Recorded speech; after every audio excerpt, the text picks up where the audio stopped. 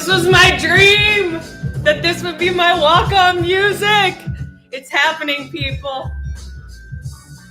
Let's let a few more people come in. Welcome to the venue. Welcome. This is Adina Howard, for those that don't know. Let me lay it on the line. I got a little freakiness inside. Did you know that the man has got to be with it? I don't care what they say. I'm not about to pay nobody's way, 'cause it's all about the dog in me. Ooh, yes. Hi, Isabel.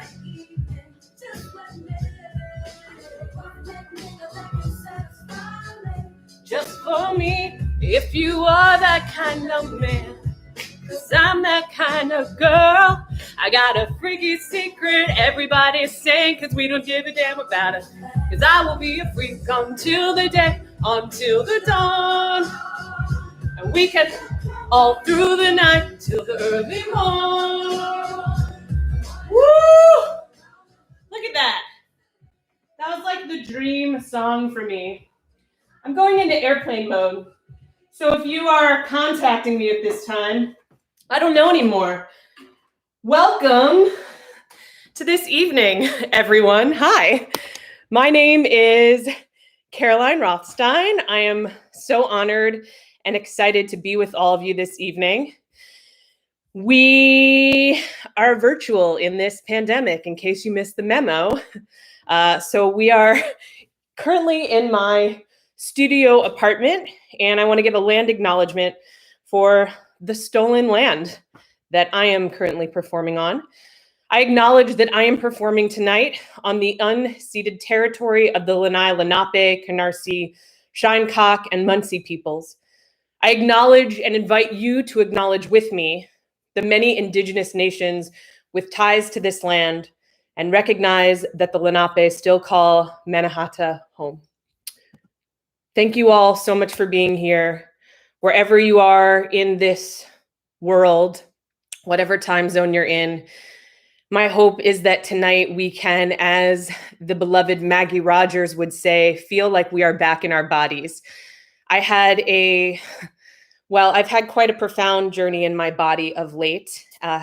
As many of you know, this show was postponed from its original date, which, funnily enough, was supposed to have been when Mercury went retrograde. And today, just now, Mercury has gone direct. And the reason I postponed the show, as I imagine many of you know, is because I had COVID. And here I am. I'm so much better than I was. I want to say 100% better, but I have no idea what's totally happening inside my body. I can only listen to the messages my body gives me. And so I am so grateful to all of you for your support as I made the choice to take care of my body. And tonight, my hope is that we can celebrate the power and the awe that is the body. This is a gift we each get to live in, and it is a profound, profound gift. So without further ado, sit down with your partner on Valentine's Day Eve. Butter the bread, fork the salad, loop buckets of angry, sprinkle on Parmesan cheese, spin, shovel, hose, cheese, keep eating. Take notice of being full. This is where you should surrender. This is where you should stop the fork. Let it stop spinning into angry buckets, sprinkle, shovel, hose, cheese, with gusto. That's what Mom said her friend called your eating habits. She eats with gusto. You were 15 and bulimic. You are now 27. Every day you convince yourself this is not a relapse. You haven't thrown up. You've just been stuffing your face with anger and sadness for 14 months. Put your fork down. Push what's left of the broccoli into the center of the bowl to cover up the fact that you just inhaled an entire bowl of pasta. Put your coat on. Walk down Graham Avenue with your partner. Be silent. Answer him when he asks you what's wrong. Be honest. Tell him you can feel the fat from underneath your chin. You can feel the skin exploding from your bra. There were bras that fit you in June. It is now February. You can only fit in run. Doors, keys, walk inside, hang coat, hang sweater, remove bra, stare in mirror, hit arm fat, stand sideways, jiggle arm fat, stand front ways, hit stomach, please. You beg your stomach, please. Enter bathroom. Dig filed nails into gully on cheek, scab for picking earlier, cut from pussless zit, hole from agony face, dig nails, squeeze face, anything with an opening. Anything that can feel like release. You cannot use the toilet, you can only squeeze your face. Brush teeth. Floss teeth. Gargle mouthwash. This is what you'd do if you had let yourself purge like you used to. Just go through the motions. Do anything, but actually break. Thank you. Hi, everyone, which I've said before. We're going to keep doing poems. Cool? Cool. There is a virtual tip jar below. The virtual tip jar is in the ethers. But the information for it is below. Venmo, CashApp, PayPal, pay what you can. And more than anything, your presence is the invaluable gift. So thank you all so much for being here. I have a lot of new poems tonight, and I'll get to them shortly. And I never repeat a set list. I always put something together based on where I'm at in my life, in my heart, what I'm feeling, experiencing in the world at large. And so tonight I have a lot of poems about grief and the body and sex and identity, which I think is typically what I have poems about mostly. So maybe there's nothing new. But I want to share one more older poem before diving into some of the newer shit-ish. And I want to dedicate it to a performer and artist who passed away in the last week. His name is Ari Gold, and I had the pleasure and privilege of working as a teaching artist with Ari for an incredible project called Craft Your Truth, which was founded by Dubs Weinblatt and Jeffrey Kidwell. Hi. Dubs, I see your heart. And Ari, everyone should know who Ari is. Ari was a renegade pathway maker for LGBTQ plus arts, and which really means then the arts period, because most everything was probably culturally first artistically created by queer folks and people of color, and then, appropriated by cis straight white people like myself. So in that vein, in Ari's memory and all of those who are no longer with us for whatever it may be. My God is a queer God, is a queer space, is a safer space, is an allyship with the universe, because my God is self-reflexive and knows that it is not always a safe space for everyone at every moment. And it may be an ally to one entity and a trigger to another. So my God is working in solidarity with everything all at once. And that capacity doesn't fit inside a body box. My God is outside the outside of a timeless clock. My God is indefatigable. My God is intersectional. My God is awake and alert and stays woke because it once created the universe and it still encompasses the earth. My God knows that it is not always seen as a God, that not everyone blesses how it transforms day into night and back and sometimes forward. My God knows that it is questioned and doubted and questioned and shamed and pushed back and called out and called in again. My God rocks transformative justice. My God knows that restoration doesn't do enough in dismantling injustice. So my God knows the difference between prefix and suffix, because my God invented Latin and language and knows that even language has repercussions. And even language is transgressive. And even language doesn't properly contain substance. There's no way to concretize linguistic labeling with substance. So my God is transcending and transubstantiating justice. My God is nameless. Thou shalt not speak my God's name and speak my God's name in vain to be anything other than other without any vain, because my God is a holy, holy, holy, intangible, amorphous entity of infinity, of limitless whole, an unidentified expanse of tranquility. My God is a queer God. And my God is eternity. Thank you.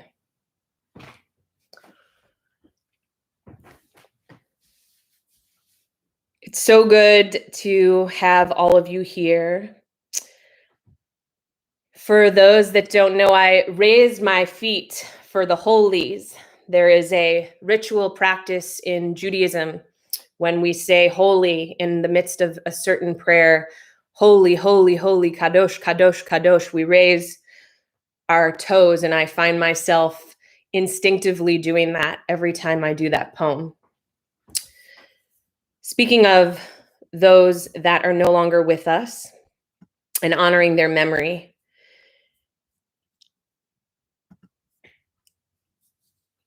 I've experienced a lot of grief and loss in my life. Oh my God, Katie, I cannot believe you are here given the poems I'm about to do. Hi, Katie. So, wow. People, if you ever doubt coincidences and timing and the universe, it is no joke. I spent my senior year of high school at boarding school in Switzerland, the American school in Switzerland, in Lugano, Switzerland. And then I went back for half of a postgraduate semester and then went on to Oxford, England, where I had 3 months of Smirnoff Ice and hooking up with British men. It was a dream, really. And one of my best friends from that time in Europe was someone named Kat. And 3 weeks after Kat and I got back to the United States from Europe, she died. And Kat was the first close friend of mine that I lost. She died in April 2002. And 6 months later, my younger brother was hit by a car and killed. And onwards, a lot of other loss. And I've been thinking a lot about Kat lately, and also my experience at boarding school and in Switzerland, because, well, I'll get to some of that later, but Kat has been on my mind. And as I think about the grief of this pandemic, I thought about a moment we had in Oxford, England, and I wrote this poem. It's called Pass, P-A-S-S. The first time I saw a plant up close was in the tummy-tucked edges of an Oxford closet. I was 18. The fluorescent lights hovered close, above the leaves. I hadn't yet smoked. It would be another 3 years. I've been around the stuff since I was 12, 13, always. No thank you, and pass. In the dimly lit flat, 4 men, my best friend Kat, and me. In 4 months, Kat will be dead. I will give a eulogy. It will be my first. I'm not saying grief grows at the same expanse as smoke, but in the midst of this pandemic, we do not talk about the death. Instead, we let it grow. Underneath the stairs, no one ever sees. If you're lucky, your dead best friend's then boyfriend will take you on a tour, sneak you to the tendrils of the feast, rub your lungs with camphor, where we hold our grief, a lit spliff around the cipher. No thank you, we all say, and pass. Thank you.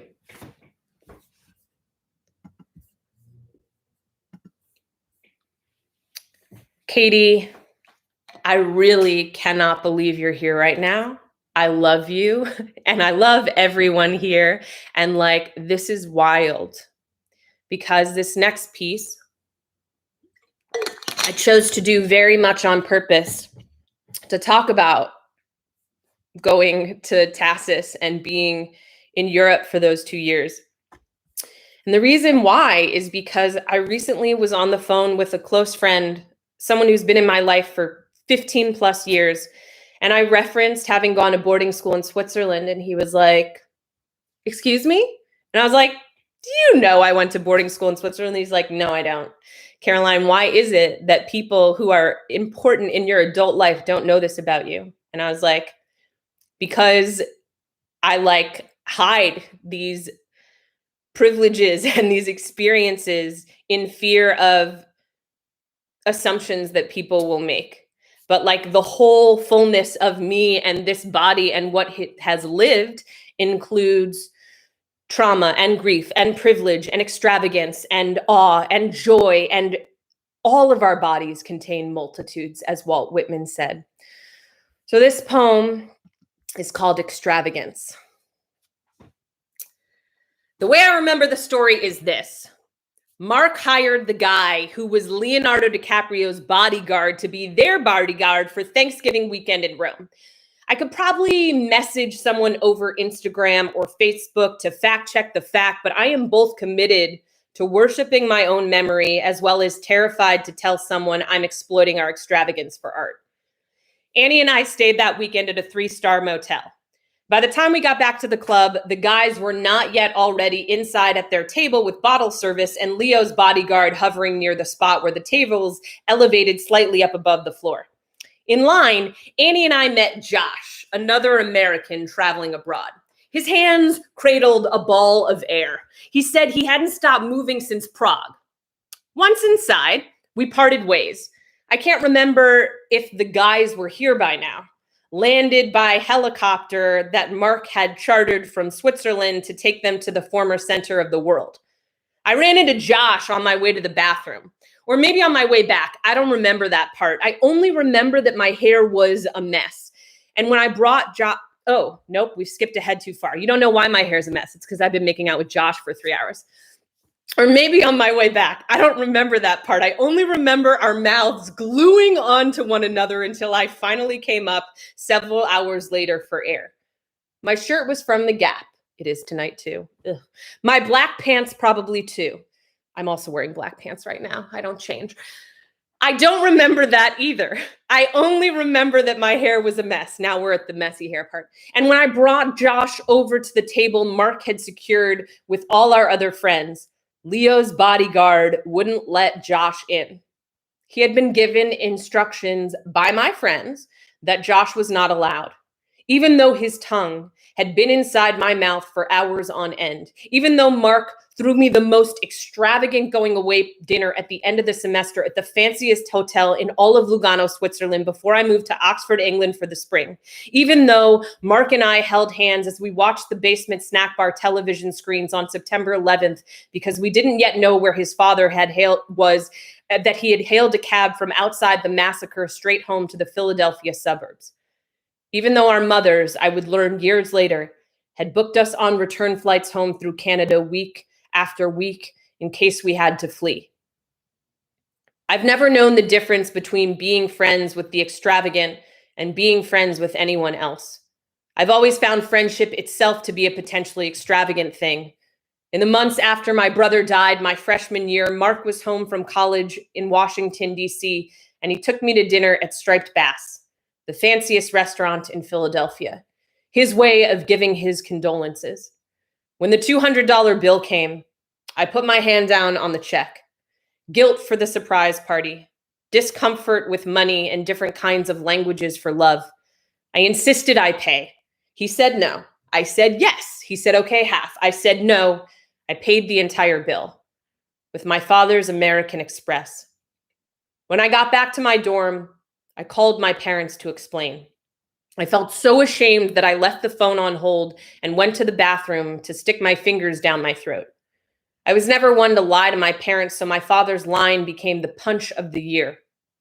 You threw up a $200 meal? I think mostly I have never wanted extravagance to be the tongue shoving itself down my throat. Does it come full circle if I tell you that my dead brother's name is Josh? or that I haven't talked to Mark in 15 years, or that Annie was visiting me at college the week before my brother died, which is the night I got raped. I'm not saying any of these things have anything to do with each other, but it does seem curious. Privilege, friendship, Leonardo DiCaprio's guy. I never much cared for Leo as a sex symbol. Not once did I have a crush. I did have a dream. We had sex in a shower and dinner with my family, and when I told my friend from college, he was so turned on it led to our having sex. That was 5 years ago. I haven't had sex since. I'm not saying it's all connected, but isn't it curious the way Leonardo DiCaprio keeps guarding me from getting on the other side of pain? I'm not exploiting my extravagance for art. I'm merely worshiping my memory, the single most extravagance I have. Thank you.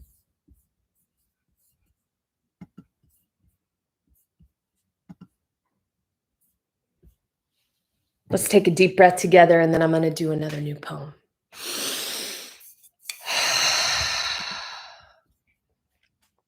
Thank you all. This is called This Is Not. I was going to drink water, and I'm going to do that.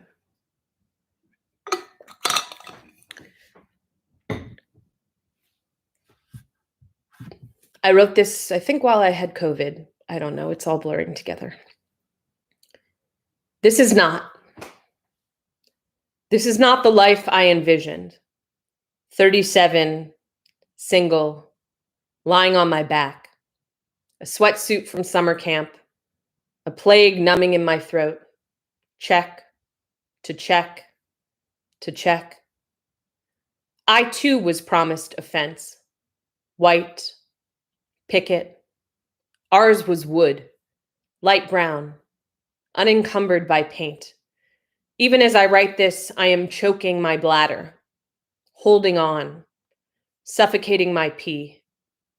My second therapist told my mother I would be on the corner selling matchbooks if I could.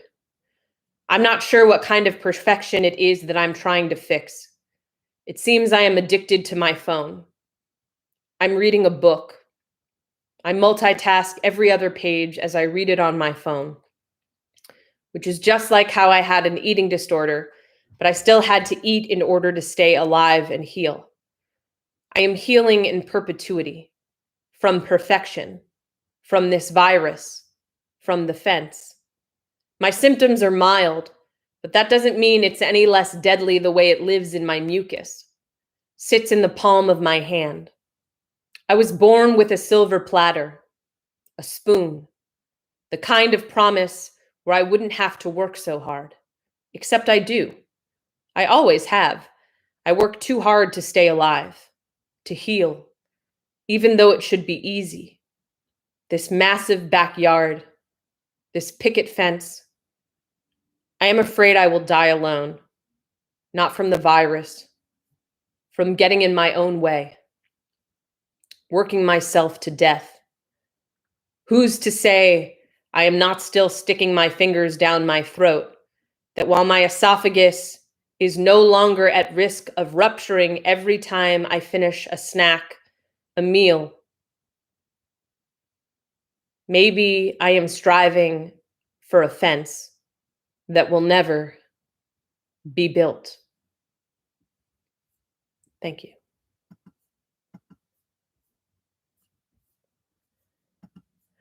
Whoo! Healing from perfection. Thank you, Naomi, for highlighting that line. How y'all doing out there? This shit is deep. What the fuck am I saying? No, I know what I'm saying, but I'm also like, whoa, that was a deep, intense poem that I don't think I'd read since I wrote it a few weeks ago. Shit. Here's more new poems. Are we doing well? Are we out there? Does everyone have the beverages they need? Thanks, Sissy. Sissy is my sister, Natalie. She said, wow, that poem. Deep shit. I'm going to adjust my bra there. You're all amazing. Thank you all so much. Thank you. Thank you. It's such a gift to see your names and your numbers, like the viewage. This is another new poem.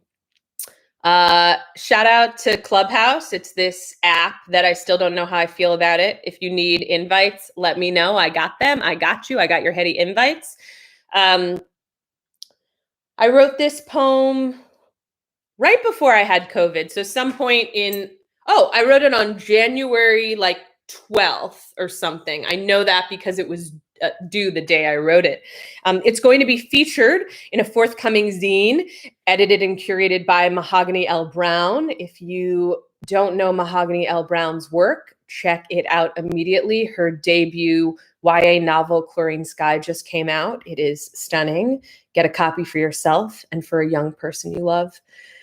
This is called Mars, and there's an epigraph at the beginning, which is a quote by the one and only Audre Lorde.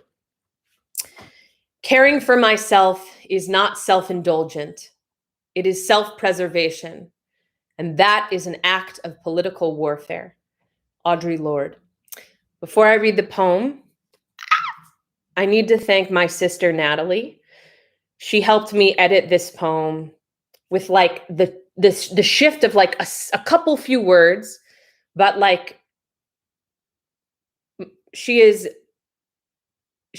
this poem's going to be about astrology a little bit. She is my sun and my moon and my whole sky. I love you, Natalie. And speaking of coincidences, today I took my first long walk since I've had COVID, and I was on the phone with my sister, and I ran into my friend, Sarah. Hi, Sarah. And Sarah and I live around the corner from each other. We talk almost every day. Sarah's one of my closest friends, but we don't really ever run into each other. And Sarah was like, what are your needs? It's show day. And she asked if she could give me a hug. And I was still on the phone with Natalie in one ear, dictating the moment to Natalie. And Sarah gave me a hug. And it was the first hug I've had in a really long time. I don't even know how long, at least a month and a half for sure, well before I had COVID. And it was such a gift. And Natalie was crying and I was emotional, and I buried the lead, which was that I was in a really fragile, vulnerable moment. And then I got this hug and it changed my day. And it's so hard for those of us that live alone in isolation. Many of us don't get hugs right now. And some people may live with other people, but it may not be safe to get hugs from those people for whatever reasons. So this poem, which is about self-care, is my hug to you, if you want it consensually. It's my consensual virtual hug to you. Mars, Audre Lorde. Caring for myself is not self-indulgent.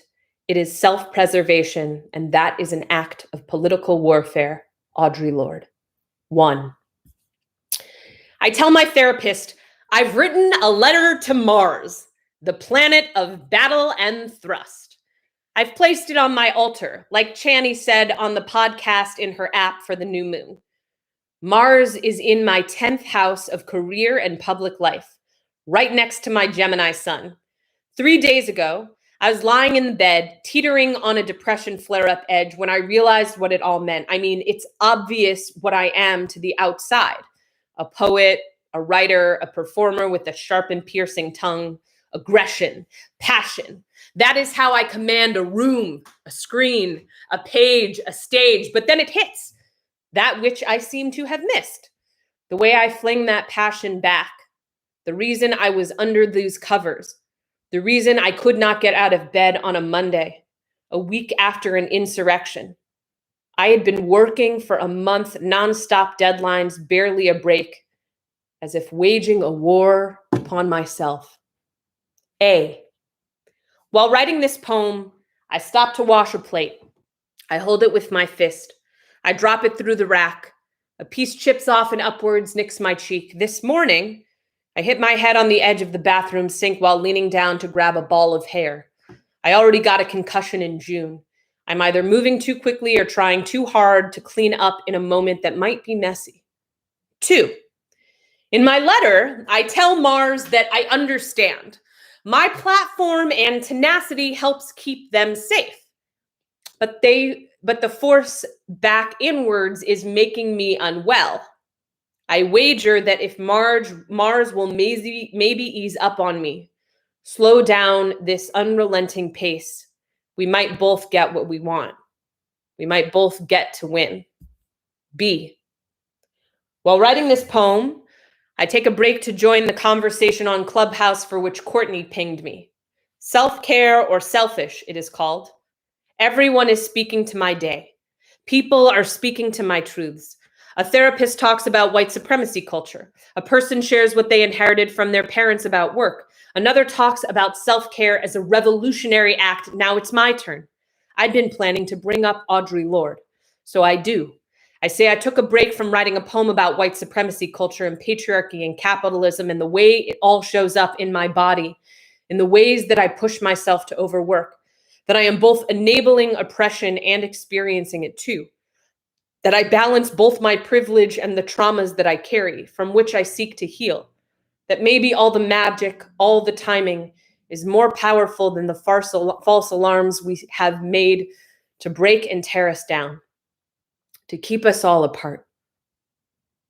3, how much more can a body be asked to give, to take on what isn't theirs, to hold in the things for which it never had a choice?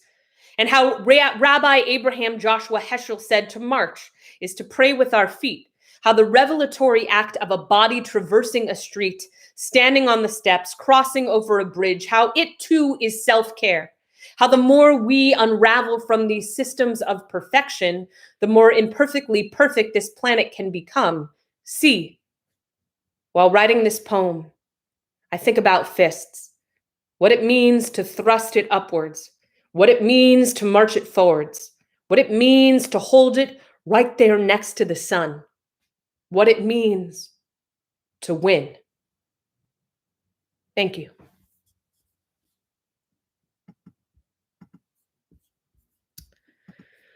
Whoo! Hi, Melly. Exilano in the house. I was part of a poetry group in college called the Exilano Project. Literally saved my life. And I am a Gemini sun. I have a Capricorn moon. So I'm a Gemini sun, Virgo rising, Capricorn moon, which I think helps make a little more sense of how I ended up the way I am. Check out your natal chart, friends. Here's another poem I wrote while I had COVID, the COVID. You may have seen it in the new series I'm posting every Friday morning called Behind the Poem.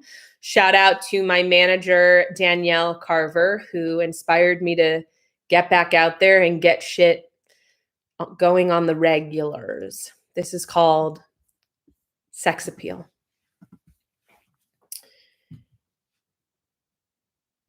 Also, I'm realizing I do this thing a lot, I think, in poems lately where I'm like, it isn't this. So then it's like, well, what the fuck? Just say what I mean. So I'm going to have to retire that device next time I write a poem.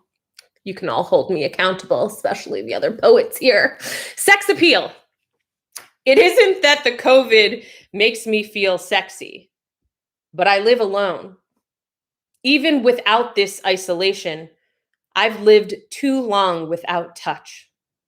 My hair piled on my head, wisps basking in the glory of my neck, glasses clasped against the bridge of my nose, my red and black flannel long sleeve shirt and pajama shorts from the Gap, my labia exposed. I saute veggies, exhausted. No one here to do this work but me. But who else really do I need to tell me what it looks like to stare into my eyes? My chest does a dance, steam burning in my throat, my torso fatigued, yet erect enough in this kitchen to feel the softness of my curves dangling a carrot from my skin.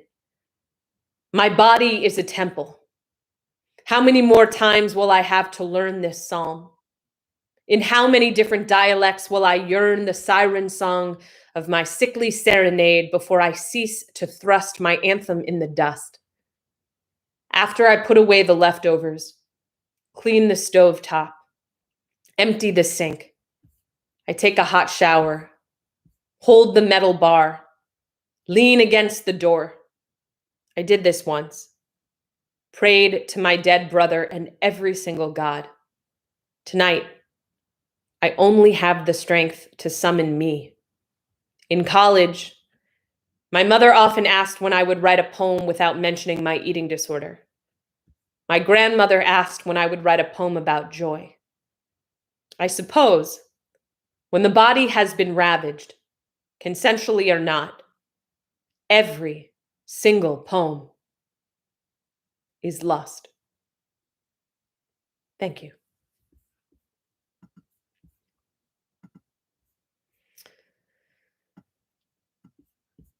Thank you all for your comments and your love in the chat. I'm doing my best to stay in it and also let my eyes wander a little bit. Hi, Jillian. I'm so glad you're here.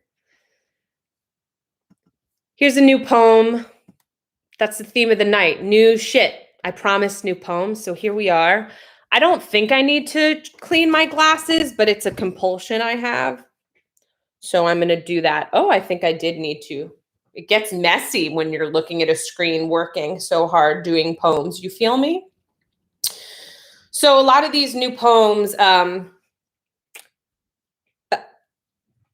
very lucky to have a lot of incredible friends, including incredible poets and incredible editors, whether they're poets or not. Oh, you also just saw me adjust my bra. Here we are. You know, it's all hanging out. I've already talked about my labia, so who cares if I adjust my bra, right? So I outsource shit around the village so that I don't burden anyone, whether it's my emotional needs or editing needs. So some of the poems tonight have been brought to you and sponsored by editors of several different, the poem about Kat, my friend Jonathan, if you're out there, I know you said not to shout you out, but you gave me so much time helping me edit that poem. My sister with that poem, Mars, another few coming up. I'm so grateful. So my friend Adam, if you're out there tonight, Adam Faulkner, if you don't know Adam's work, it's the 1-year anniversary of his book, The Willies, published by Button Poetry Press. You should check it out. Adam had a role in this one. I'm just telling you all my secrets. This is how I try to keep the village afloat. This is called Swell. I will be saying the word pussy. So if that's uncomfortable for you, I'm sorry. I'm actually not sorry. That's actually the point of the poem. This is called Swell. Look, I just drank from my Swell water bottle. This is not a paid sponsorship for Swell, but it is a PSA about other kinds of swelling. Swell! It is possible that you might come from a family or a country or an entire world where they do not talk about swollen pussy. They, of course, is the operative word. Although you might think it's pussy or cum or you. In my case, my pussy began to speak at the point when I was young enough to feel the difference between a tingling and a throb. In kindergarten, Mrs. Turner told me to get my hand out of my pants and sent me to the bathroom. I was doing this thing where I was wiping myself constantly with the inside of my underwear, with toilet paper after I peed. It was excessive, like wiping my glasses, but not. It was excessive. I think this is funny. Maybe you're horrified. Okay, this is the poem again. It was excessive. A professional of some sorts said it was anxiety. The prospect of my family moving from Chicago to LA. In college, my pediatrician told me that if I lost weight, I'd get laid more. An obvious incentive to keep sticking my fingers down my throat. In the pandemic, the physical therapist I am seeing for my post-concussion TMJ tells me that the jaw and hip are interconnected, a replica of the same bone structure. Now, there are scholars who would say the entire poem should do the work in and of itself. You shouldn't have to read my bio or any other poems I've ever written in order to have the information you need. Truth is, I'm at a crossroads here as far as the speaker of the poem, which is me, the author, goes.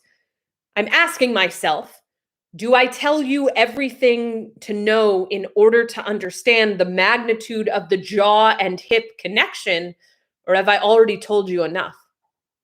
Like, if you know that my pussy knows how to speak and you have enough information to know that I mismanaged my anxiety throughout my life in ways that span from excessively wiping my crotch to sticking my fingers down my throat, do I still need to tell you about anything else? Haven't I alluded to enough? Or do you still need more information about the different kinds of ways those parts of my body have been ruptured, or spoken to, or misspoken to, or silenced altogether? I mean, isn't that why my pussy needs to speak?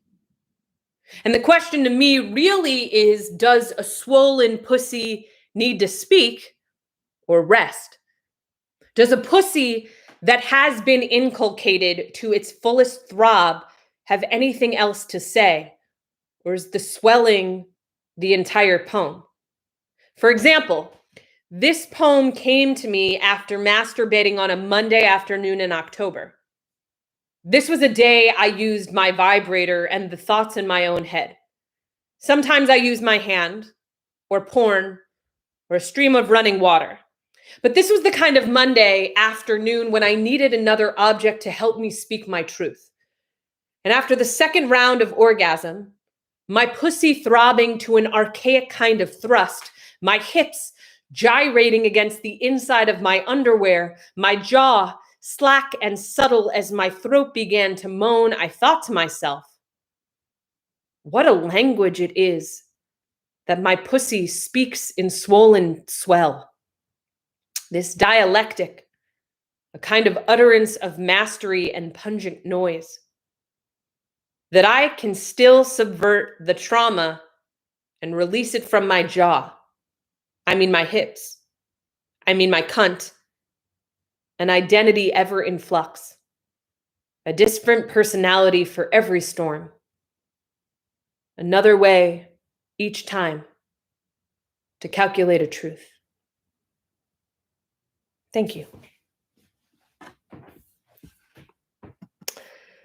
Let's take a deep breath together, in and out. I'm so glad people were laughing at that. Looks like we also lost some people, so apparently they don't like to hear about pussy, which is fine, or not. For whatever it's worth, you heard me reading that, but it's currently set up that poem in like bullets, which made it so fun to read. Another new poem. You ready? You ready? You ready? How y'all doing out there? You good? Okay. This is called Salem. This set list is really on theme tonight. It's like the set list itself is on brand, you know? It's like its own brand. Salem. I often know when you will call or text, sometimes to the second. Sometimes I hear my friend through the sounds of humming fainter than a silent saw. Sometimes dreams. I'll email you the next day. You'll write back. Call me what I am. There was the time I moved my former psychic back and forth, vibrating on the Philadelphia sidewalk in a metal chair. The time I moved the energy from my father's legs in my aunt and uncle's basement. The time we were walking past Tompkins Square Park and I calibrated Evan's pain. This is the everyday. Not a whim, fluke, curse. But what a miracle that they do not torch me at the stake. I am still a thing to be feared. Anyone who is not a sword-infested man. These days, a Brooklyn-based tarot reading from a white girl is how we've managed to commodify the war, like camouflage, or the gray army shirt I wore incessantly at 17. In The Crucible, I played Sarah Good, the first of 3 women accused of witchcraft in Salem. March 6, 1692. 4 months later, I was hanged. I was too bulimic back then to understand the irony. Rehearsal only made it worse. I was told to act crazy. We teased out my thick and curly hair. I lost touch with reality, especially backstage. I'd sneak off to the bathroom to vomit up my food. Now I understand the Puritans were just going off of protocol. The assumption that a witch is the thing that is insane, rather than the gaslighting system that set itself up to scapegoat poor women on the wings of a fresh colonialist genocide. I know what that's like in real life, because I am a Jew.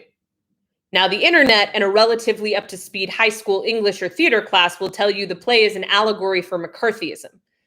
In 1996, as the play became a movie with Daniel Day-Lewis and Winona Ryder, Miller wrote an essay in The New Yorker about why he wrote the original script.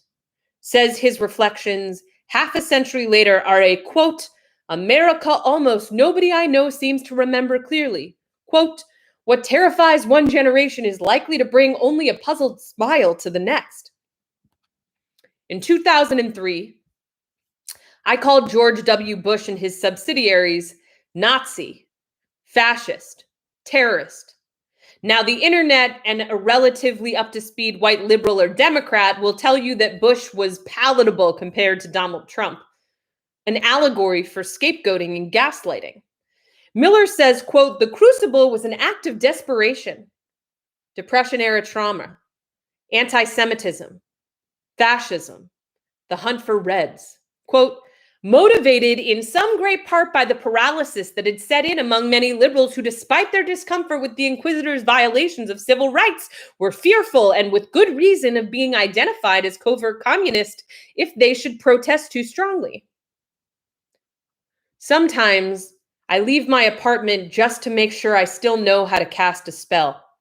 For instance, I might say I'm going to flirt with someone in line while I get a gluten-free muffin and tea, or perhaps in line for groceries at Trader Joe's. Then poof, eyes wide enough to kiss my throat. This is the everyday, whim, fluke, curse. These days, I am still at stake performing the Crucible. I tried so hard to scorch my memories to live. Thank you.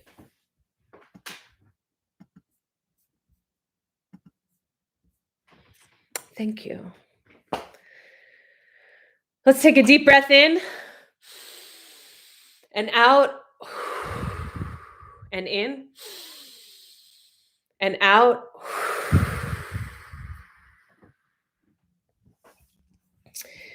Here's a new poem called Meet, as in MEET, period. It was sponsored by the editorial love of Lindsay Rosen-Passman. Hi, Lulu and Josh in Los Angeles, also part of the Exolano project. I outsourced this one to Lindsay. Meet. I will tell my lover, I am not the only one who has anticipated your land. The nightstand drawer on your side of the bed is already emptied because that is what my therapist instructed me to do. I don't need you to understand that my Capricorn moon is in my 5th house of creativity, children, and sex. Like I don't need to put it in a profile because it's stamped on my natal chart, inherently there. What instead I am inviting you to get is that along with my lips, the entire village comes. That's the Patty Stanger non-negotiable. Not your background, your income, your faith. It's, will you love my village as your own?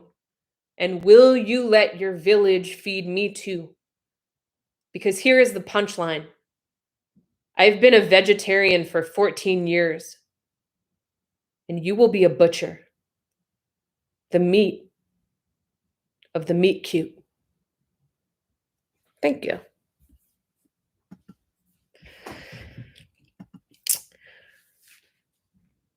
What's super wild here is like I threw this set list together intentionally and also like, and I was like, I don't know what the fuck, why I'm being, but like, I don't know, like, are you all like paying attention to the reading comprehension shit happening here? Like, I did not intend for all these themes to keep circling and cycling back to each other. It either means that literally I'm only writing about like the same 5 things right now, or like, whatever. Anyway, I'm like jazzed about it. Maybe you are too. Okay. So I'm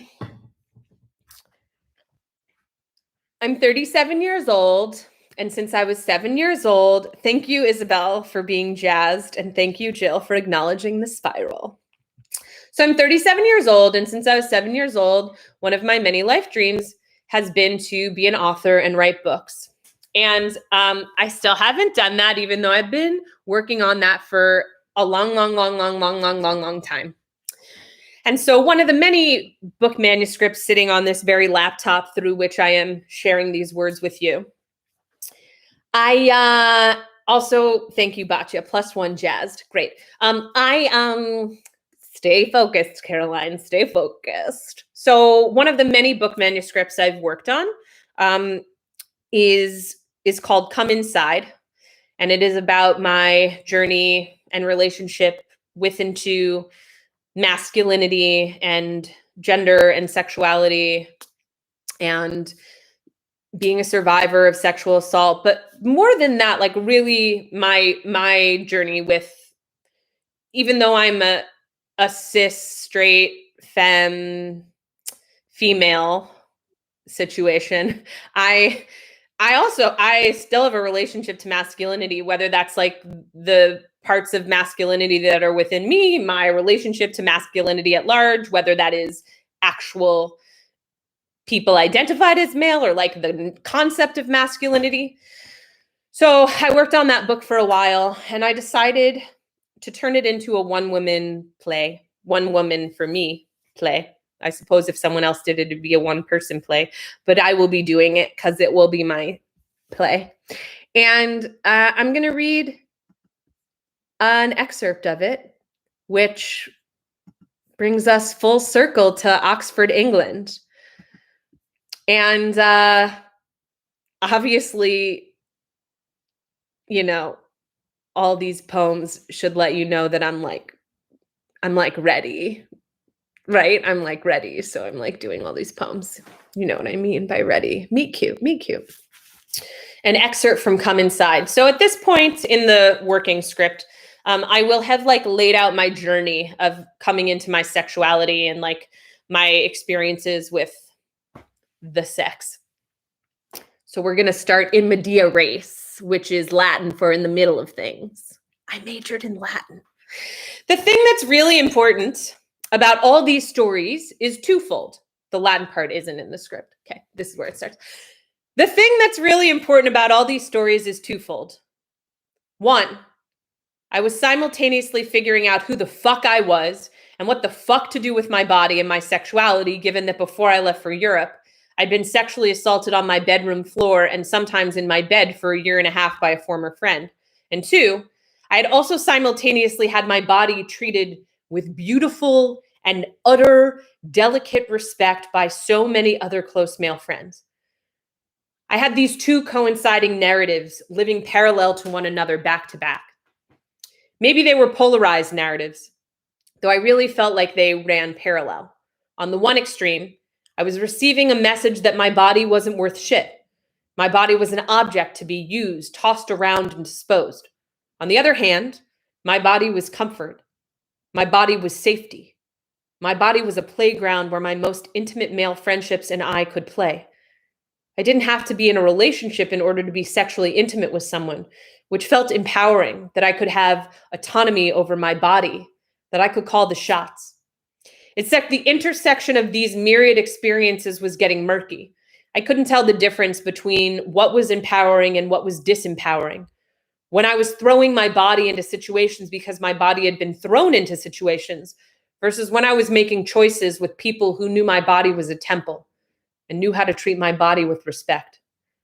I reached the pinnacle of this paradox in Oxford, a month or so after I'd lost my virginity. Mitch. Mitch is an incredibly cute dude from California studying abroad for the semester. He has a scruffy goatee, a skateboard, and makes noises when he kisses. Sweet, tender, passionate, kissy noises I've only otherwise heard in a John Hughes movie and Beverly Hills 90210 episodes. The first time I meet Mitch, he is hanging out with my friend Alex in line for kebabs. Alex had met him another night, also waiting for kebabs. The night I meet Mitch, he is wearing a woven winter hat with two straps hanging down either side of his face, and his just above the shoulder length hair is pulled back into a ponytail at the nape of his neck. He seems like my type. Offbeat pseudo-counterculture skater boy excited to talk about music, art, and intellectual things. The next time we hang out, a week or so later, with Alex and some friends from my gap year program, we go to this place called Punana, a bar and live music venue that Kat and I frequented often, especially on Tuesdays for funk night. Mitch and I sit cross-legged across from one another in one of those alcoves filled with pillows next to a table where Alex, Kat, and our other friends sit. We talk about Jurassic 5, A Tribe Called Quest, old school hip hop, ska, punk, fish, music, how he does theater, how I do theater, how he skateboards, how I snowboard and once taught myself to skateboard on a random Saturday afternoon in 10th grade, how he's from San Diego, how I'm from Chicago. We talk, we flirt. I feel rolling butterflies in captivating awe. The first time we kiss is a week or so after, when he comes out with my friends and I. We go to this bar called The Cellar, which has excellent hip hop and freestyle nights. It's a Friday. I'm drinking Smirnoff Ice, which is all I ever drink the 3 months I live in Oxford. As we stand there at the bar, Mitch says I should be sponsored by Smirnoff Ice, given that I'm such an avid supporter. I'm really sweaty, and it makes me really self-conscious, which I mention out loud. Mitch rubs my upper back gently and says it's cute and sexy that I'm sweating. It's so honest, so raw, so real, and it's too much for me. I don't know how to handle that kind of grace. Then at one point, he is on the dance floor in the back room with my friends. I am stranded alone in the middle of the main room when the bouncer comes over to me and whispers in my left ear, "I fancy you a lot," he says. "I've seen you here before. I'll see you later." Then he makes a slight jerking head toss motion towards the back door that is for employees only. I watch him push and walk through the door. I follow him to the back and proceed to make out with him outside his boss's office door up against the wall. Then I go down on him, and then he goes down on me a little too. Like here I am on a date with this guy I actually like, and I am letting a stranger stick his tongue on my crotch. I eventually say I have to get back to my friends. No one asks or wonders where I'd been, not even Mitch. The night continues. Mitch and I become inseparably flirty and sweet. We part ways with my friends and head to the Bridge, a posh club and bar where Kat and her boyfriend work. Mitch is wearing an orange t-shirt and baggy pants, his hair back in a ponytail, small front ends falling around behind his ears. I am wearing a powder blue tank top, a white shrug that ties around my midriff and ruffles at the sleeves, hitting my mid-forearms. I have dark blue stretchy jeans from H&M years before the store will ever hit the United States. At one point, I remember Mitch kissing my cheeks, then my forehead, then my lips. I can't remember why or for what. I just remember it being romantic and precious and sweet. I remember him telling me I am beautiful at the end of the night while Kat is cleaning up. He just stands there staring at me and says to Kat, "Isn't she beautiful?" I melt on the spot. Since Kat and her boyfriend are going to drive me home, and Mitch has his bike down the street, I walk him outside to say goodnight. We begin to kiss. I pull away. I want to take this slow, I begin, because I really like you, and usually by now I would have jumped your bones, but I actually like you, so I want to take this slow. He blushes, he's flattered, and kisses me more. It is this incredible, amazing kiss. I pull away. I say goodnight. Flustered, he begins walking in the wrong direction for his bike and then laughs at himself and changes directions. We hung out a few more times. He had this leather jacket which drove me nuts in the vexed way. The unprecedented vexed way that became his fabricated, unnecessary downfall in my mind. One night we were at a bar with pool tables, he, Kat, me, and two other friends. I watch his long hair, free from a ponytail this time. I watch his leather jacket, which doesn't fit his skateboarder ways. At least I've decided this in this box in my head. I watch him there playing pool and decide I don't like him anymore. Even though he kisses me with the sun and holds me with the moon. Even though he smiles at me with this ancient kind of pureness and compliments me with the most wildly divine dignity. Even though he is adorable and so fucking cute. Even though he is respectful and treats me well. He is too real. I am not ready. So when he and Kat and I walk home that night and he asks to come over to his place and snuggle and kiss, I say no. So he kisses me and Kat and I get in a cab and drive away. The last time Mitch and I talk on the phone, I'm sitting in the lobby of the school where I am taking gap year classes. It is mid-morning. I am apathetic and uninterested upon his request to meet up that night. He must have heard it in my voice because I never heard from him again. I called the house where he stayed several weeks later, but his landlord lady said, Mitchell doesn't live here anymore. Alex said he got a job at a bar. The same bar that we played pool at with his leather jacket and flowing hair where I gave up on him. Where really I gave up on myself. It would be years before another Mitch-like encounter came into my life. Looking back now, 37 and single, I can't believe that 18-year-old me's experience was real. What I would give to go back in time and tell her to surrender, to open her heart, to let go. How rare that respect would ultimately become in a future ridden with harassment, toxic masculinity, more assault. Because 6 months later, I would get to college, and the first person I hooked up with was a guy who had recently graduated from another school and was visiting friends who went to my school.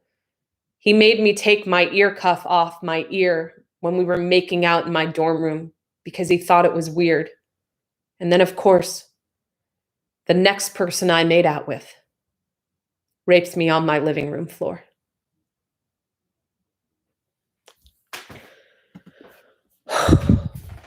Thank you all so much. I'm going to take a deep breath and a chug of water. Are you with me? In and out. We are at an hour, my friends. So I'm going to close this out with one last poem.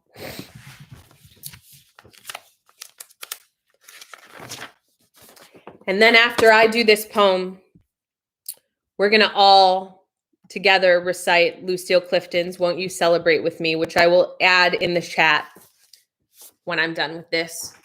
Thank you all so much for being here tonight. Thank you to my mom, stage mom from afar, and my sister, stage sister from afar. My father, if he stuck it out or tuned out once I started talking about sex.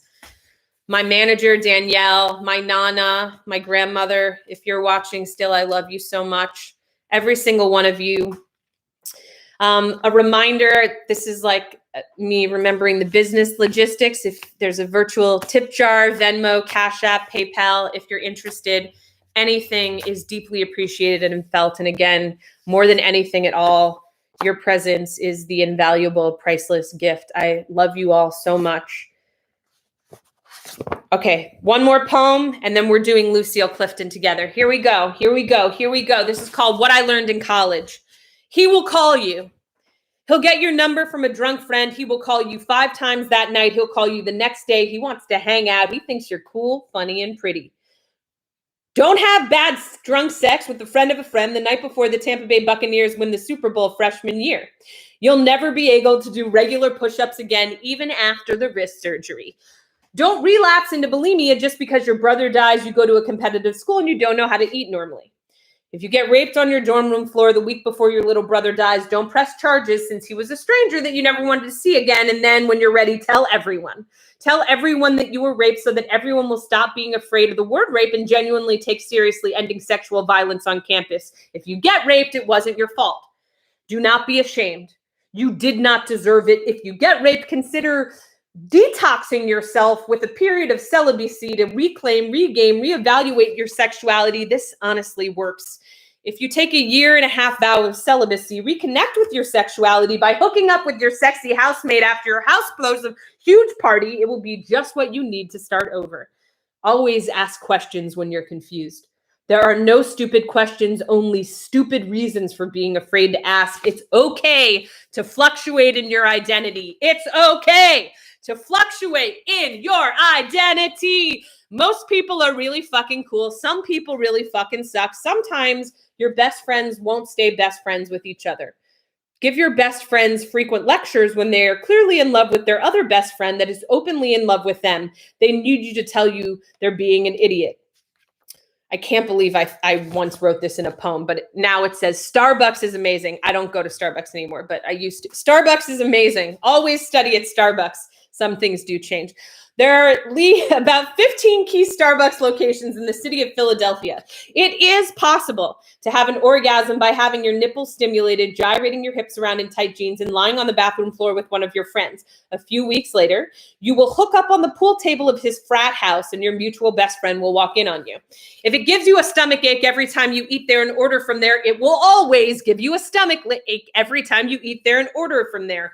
Most people are racist. I just burped because that's the truth. Most people are racist. Most white liberal people are racist. Most liberal people are hypocritical idiots. I am a hypocritical idiot. You cannot stop a war with posters and a blowhorn. It makes you feel minimal relief to know that you tried to stop a war with posters and a blowhorn. A vibrator is always a good thing to own. If a couple is not good at third wheeling, they are not in a healthy relationship. I repeat, if a couple is not good at third wheeling, they are not in a healthy relationship. Talk about anything and everything you can. Intellectual jargon is very stimulating and pleasing. Television sucks. Your life will improve astronomically if you stop watching it for 2 years. Do not become obsessed with romantic comedies. They can very easily facilitate in fucking up your entire sexuality. Shower with your platonic friends. Friends are amazing. Balance is everything. Iced grande, non-fat shies. Whole wheat bagels with butter. I'm now dairy-free, gluten-free. Romance comes in waves. You will go from a killer drought to an overabundance of crops and farmers ready to irrigate your ripeness. If you are a powerful, strong, loud, heterosexual feminist leader on campus, you will be turned into a non-sexual icon. If you achieve a lot, people will continue to expect a lot from you, so take breaks when necessary. Take more breaks than you're necessarily willing to take. Walk to graduation with your housemates. Walk through the commencement procession with your group of friends. Sit next to your best friend in the graduation commencement ceremony. Things come full circle. In the face of adversity, kill that shit, kick it in the ass, and let it make you stronger. All right. Here's our encore. Here's our grand finale. We are going to recite this poem together wherever you are. Oh my God, Chloe! Oh my God. Chloe is the reference of all those sit next to your best friend at graduation. I love you all so much. There's the link for Lucille Clifton's Won't You Celebrate With Me. We're going to now recite it all together. Chris Dangler, you're here. Dangler, you're here too. Oh my God. Look at that. All my housemates that I walked to graduation with are here. All right, we're going to sing this together. Sing, say, whatever. Won't You Celebrate With Me by Lucille Clifton. Are you ready? Are you ready? Here we go. Won't you celebrate with me what I have shaped into a kind of life? I had no model, born in Babylon, both non-white and woman. What did I see to be except myself? I made it up. Here on this bridge between starshine and clay, my one hand holding tight my other hand. Come celebrate with me that every day something has tried to kill me and has failed. We are here. We are alive. I love you all. Happy Saturday night. Please take care of yourselves and each other out there. You are all a gift. Thank you, Isaac. Hi, Isaac. Isaac Miller's work you should also know. Now's the time in the evening where I just shout everyone out and we play shout out bingo. Thank you, Nina Friend, who is validating the importance of doing homework at that Starbucks on 34th and Spruce. Is it Spruce? No, 34th and Walnut.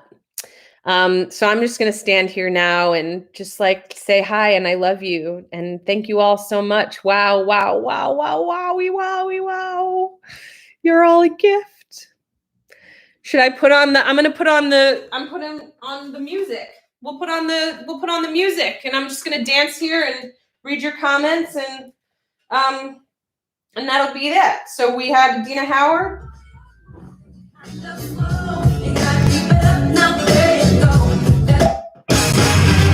That's wrong. This is right. Better than Ezra. That's our fade out. Just gonna read these comments. I love you all so much. Better than Ezra. Some of you weren't born when this song came out.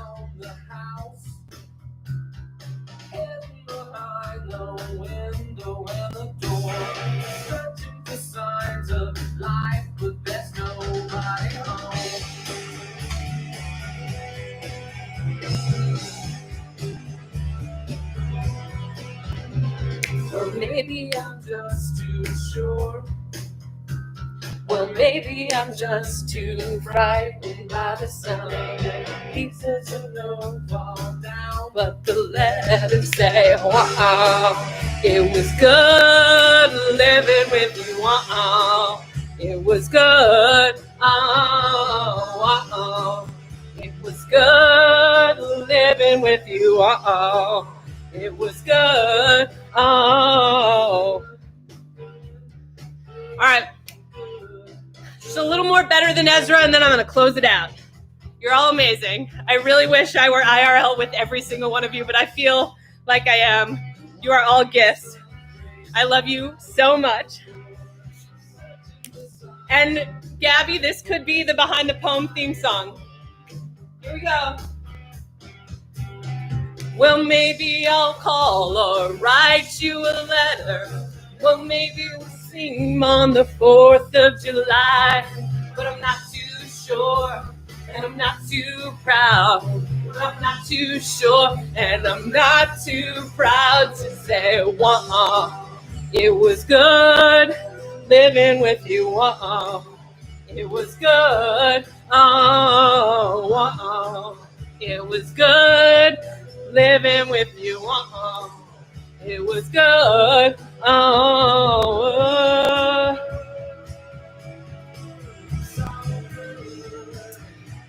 All right, I'm closing it out. I love you all so much. It was good living with you. So good. Love you.